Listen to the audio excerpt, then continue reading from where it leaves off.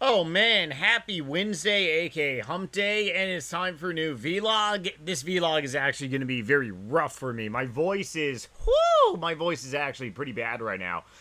Yesterday, I ended up doing a relatively longer live stream for you all on Twitch TV and also my main YouTube channel, Nightmare RH. Welcome if you are new. I put out a tremendous amount of content for you all, RuneScape loving baboons like me. Absolutely love the game more than anything, and I love making content and live streaming content as well too.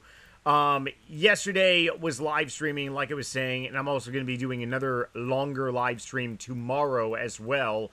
OSRS for tomorrow. It's going to be a Bandos, not a Bandos. We did a Bandos Mass last week. It's going to be a Barrows Mass. Yeah. I can't remember the last time I actually did a Barrows Mass. And the way you do a Barrows Mass is you just say, hey, everyone come to Barrows. You know, it's pretty much you are on your own program. You can literally stand around with your thumb up your bum and do nothing.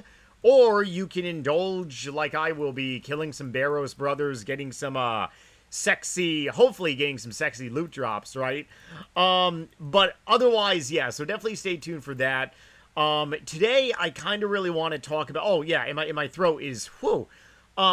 So my life right now is very much overly busy in a phenomenally really good way. Except later this year, I'm going to be relocating, moving. So once that pretty much happens, longer live streams will be coming around. I gotta honestly train my my throat again. It takes a while, especially when you do like longer live streams and talk a lot, to really get like a throat back in the motion. I actually have a friend that is a singer in a small band, and I remember talking to him years ago.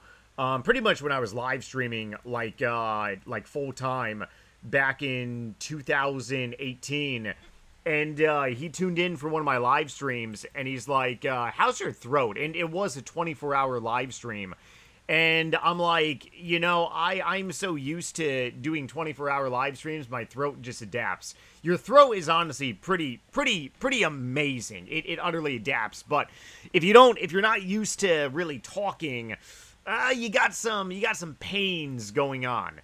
So today I kind of really want to talk about, oh man, the big talk, Bronzeman mode. Okay, so let's go ahead and talk about a new variant of OSRS, and probably it will make it to a new variant on RuneScape 3, because typically things that, happen on OSRS tend to really make it on RuneScape 3. That's really just, that's really how the oh man, should I say it, how the cookie crumbles, Bruce Almighty.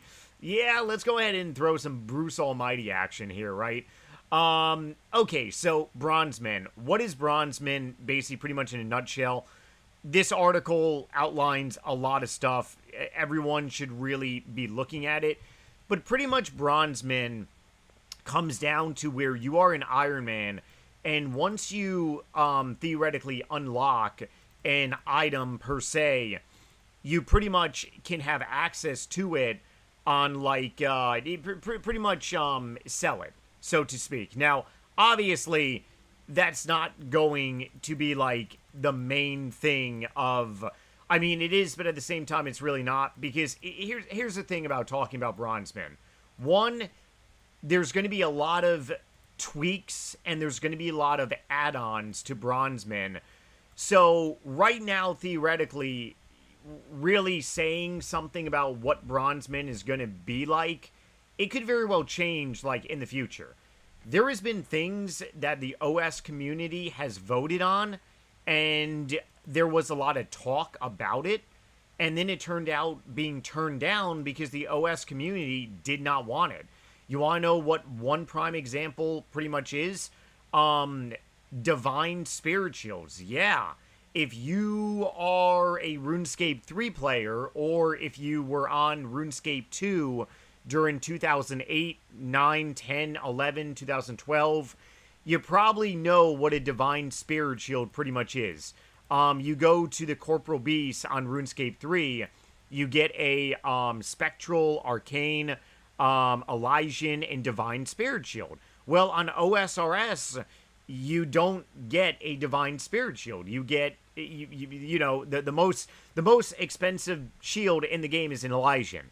You don't have access to a divine spirit shield on OSRS. Believe it or not, the OSRS community voted against having a divine spirit shield on the game. Why was that, or why is that? To be honest, I really don't know. Maybe it's because people were very much happy with Elysians, and hopefully I'm saying that word right. Oh man, pronunciation of RuneScape words. You know, I've been playing the game for 21 years, but some of these words, utterly word salads, right? So, Bronzeman mode, hypothetically, if Bronzeman mode came out, right? And hypothetically, let's say I went to Bandos and I got a Bandos Tacit drop, right? And I pretty much unlock a unique ability where I could then sell that Bandos item in the Grand Exchange, right? Would that be good? Would that be bad? Well, one, you got to remember, pretty much. So, there's many different ways of looking at that. There's looking at it in the sense of, like, a RuneScape economical way, if you really want to dive into, like, microeconomics. Microeconomics, supply and demand 101. Obviously, more supply, less demand. You got, like, if there's more Bandos Tacits being sold and added to the game, obviously, the price is going to go down. If the demand is very high but less of a supply, the price is going to go up. Now, the OSRS team has done a really good job in controlling this, because on RuneScape 3, there's just way too many items being added to the game, let alone GP. Yes, a Bandos Tacit can very well be degraded and turned into items for the skill Invention. There is a 99 on RuneScape 3 called Invention, where you break down a Bandos Tacit. Like, legitimately break the item down into parts, and you use those parts to build other items on RuneScape 3. It's a brilliant way to remove a surplus of items in the game. The problem on RuneScape 3 is that it's so easy to get a Bandos Tacit. The price, the demand, the supply is just too great. It really is. So from a RuneScape economical point of view, I mean, some items theoretically could very much go down in price. Believe it or not, there are Ironmans out there with dozens of items. And yes, I actually do know someone. They're actually in my OSRS clan. Shout out to Clan Nightmare RH. We do a lot of clan events. If you are not in a OSRS clan and want to join mine, we are a conglomerate group of brothers and sisters. We pretty much, the only thing that we don't do a lot of is raids. There are people in my clan that actually do raids, but we primarily do fun, cheesy events. You know, Barros we're doing tomorrow, Bandos we do Corporal Beast. You go ahead and view other clan, type in Find Nightmare RH. If you're not in a clan, you can definitely join mine. Mine is always open.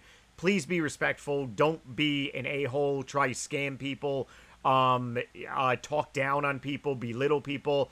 I've had to ban a lot of people over the last 5 years. I made the clan in 2021 when the clan system came out. Yeah, I've had to ban a lot of people, unfortunately, because some people cannot coexist with other human beings. It's a little unfortunate, but I actually know someone with I believe it's like 11 items of Bandos chest plates. And they are a, like, very, very much high-level Iron Man. Straight Iron Man. So, if you can unlock items and then sell it in the Grand Exchange here, understand that it's going to affect the RuneScape economy. Oh, yes, it will. Water cheers. So, one, the RuneScape economy is definitely going to be affected. Is that good? Is that bad? You all tell me down below in the comment section. Obviously, this is not the U.S. stock market. This is a friggin' video game. But still, it takes a while to make GP. You really got to understand that. You know, if you factor in time as like being valued, it takes a long time to make GP to buy items, especially if you're not going to get those items. Number two, it basically takes away the core stem of Iron Man, okay? So it kind of deters the morality of, like, being Iron Man, the Iron Man morals. You being an Iron Man, I mean, that's the whole, you know, self-sufficient way. You're in theory kind of like a hunter and gatherer, so to speak. You're pretty much hunting for your own armor, hunting for your own food, etc., right? So if you unlock something, it kind of defeats, like, the purpose in a way. So that's really one thing that a lot of people may not actually like about it. Another thing, too, is what happens when you unlock, theoretically, everything and you can maybe sell or maybe buy, you know, stuff, right? That's gonna be, I mean, do you just become a regular account? Like, that's something really, too. Lastly, to really wrap up today's episode, and if you want to follow me even further, check out all my social media. My Discord is down below. You guys know the drill. If you enjoyed today's video, definitely like it. Share it if you want to pass it along. Will I be making a Bronzeman? Of course I will, obviously for content. Am I going to be, like, no-lifing a Bronzeman? I very much want to finish getting my max cape on this account. Then I'm going to be doing a lot of Iron Man accounts.